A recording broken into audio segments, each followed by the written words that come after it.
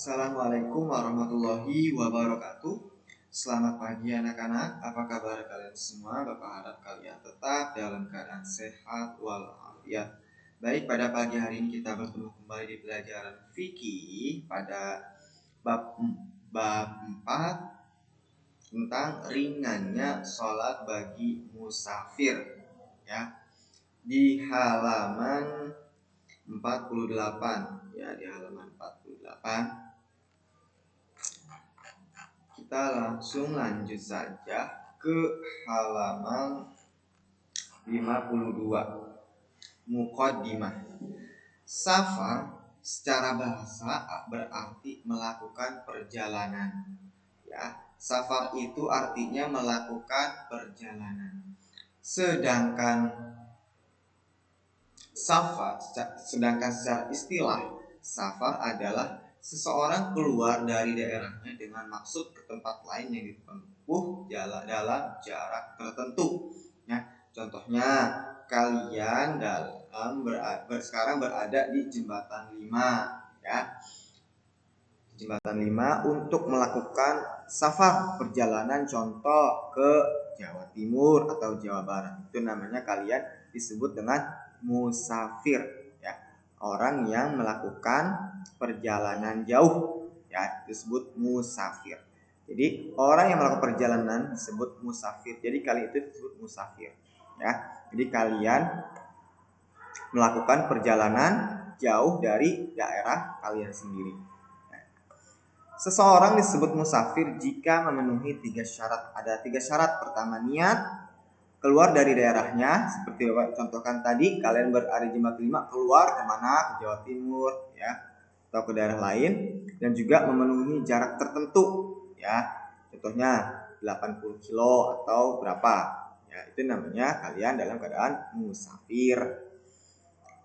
Nah, kemudian itu singkat tentang safar, pengertian safar dan musafir serta syarat-syarat tertentu kalian disebut dengan musafir, ya. Niat, ya, tadi, kemudian keluar dari daerah, kemudian jarak yang ditempuhnya. Selanjutnya ketentuan rukhsah salat bagi musafir. Seorang musafir di halaman 52, ya, kalian bisa lihat. Seorang musafir mendapatkan rukhsah atau keringanan dari Allah Subhanahu wa taala dalam melaksanakan sholat, ya. Jadi kalian mendapatkan rukhsah, keringanan dalam melakukan sholat ketika kalian dalam keadaan musafir, ya. Ingat, ya, rukhsah tersebut adalah keringanan artinya. Rukhsah itu keringanan. Dan harus diingat juga, rukhsah ini, musafir ini, perjalanan ini harus ada ketentuannya, yaitu 80 km atau 81 km, ya. Itu disebut musafir, dan itu kalian dapat rukhsah, ya, kalau perjalanan kalian 80 atau 81 km. Kemudian rukhsah tersebut adalah apa aja sih rukhsahnya, keringanannya? 1, mengqashar sholat yang bilangannya 4 rakaat menjadi 2. Ya, kemarin kita udah bahas, ya. Mengqashar sholat zuhur yang tadinya 4 jadi 2, asar yang tadinya 4 menjadi 2, isya yang tadinya 4 menjadi 2, dikosor, diringkas. Kemudian 2, menjama, digabungkan. Menjama itu menggabungkan dua sholat dalam satu waktu sholat. Sholat zuhur dengan asar dan maghrib dengan isya, ya. Jadi sholat zuhur dengan asar, contoh menjama sholat asar ke johor, ya, digabungkan, dilaksanakan pada waktu johor. Contoh, ya, Bapak gambarkan seperti ini.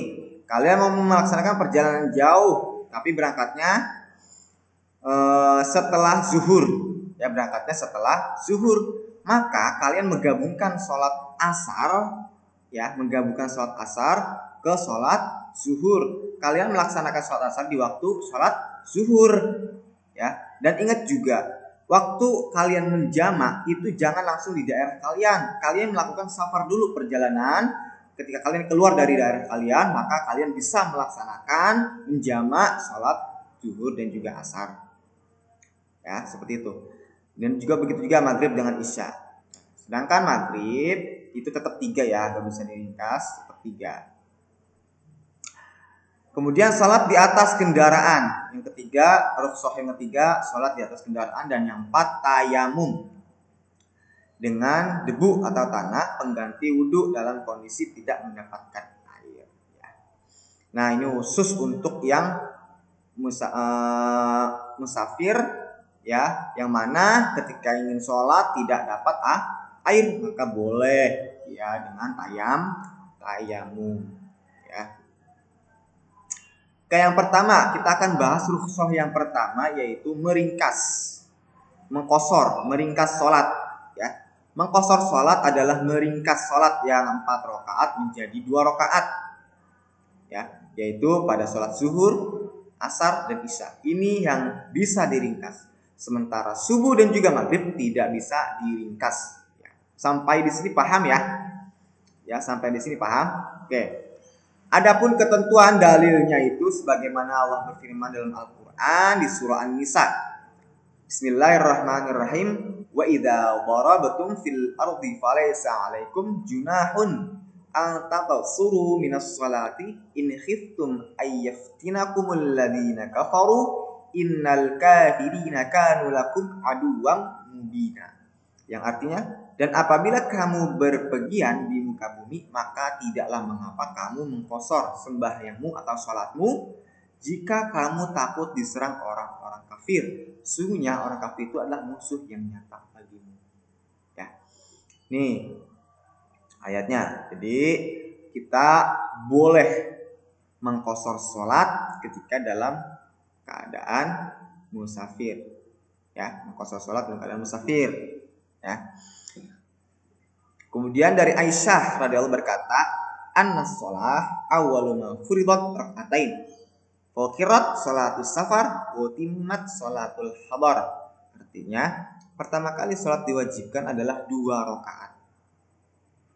Maka tetaplah salat musafir 2 rakaat dan salat yang mukim menetap sempurna 4 rakaat. Hadis riwayat Bukhari dan Muslim. Itu ketentuan dalilnya, dasar-dasar ini Al-Quran juga hadis. Kemudian syarat mengqashar atau meringkas sholat, syaratnya apa? Daerah yang dituju harus ditentukan. Hal ini agar bisa ketahui apakah boleh mengqashar sholatnya atau tidak. Seperti contohnya begini, kalau kalian berangkat dari sini Jembatan 5 ke Jawa Timur, Jawa Tengah, itu lebih daripada 85 atau 81 km lebih, itu maka kalian bisa untuk mengqashar sholat. Ya.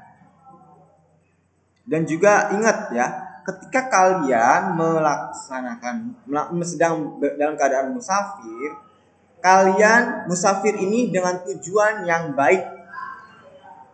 Tujuan yang baik.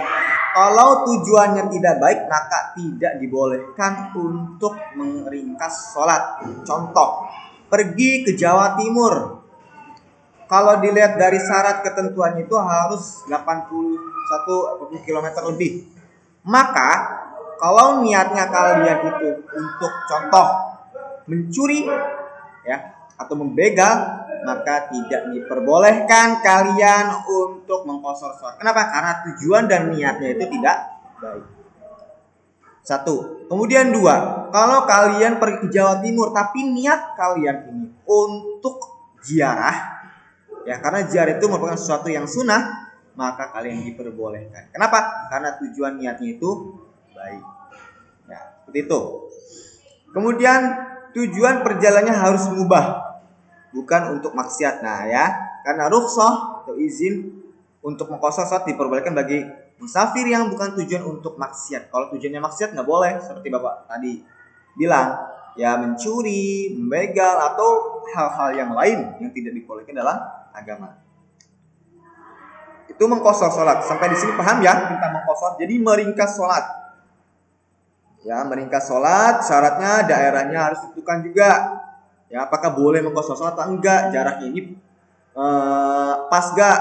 Gitu. Kalau kurang dari 80 tadi, maka tidak bolehkah. Tetap harus sholat 4 rakaat, tidak diringkas. Ya, seperti itu. Selanjutnya, menjamak atau menggabung sholat. Nah, Yang tadi meringkas karena menggabung sholat.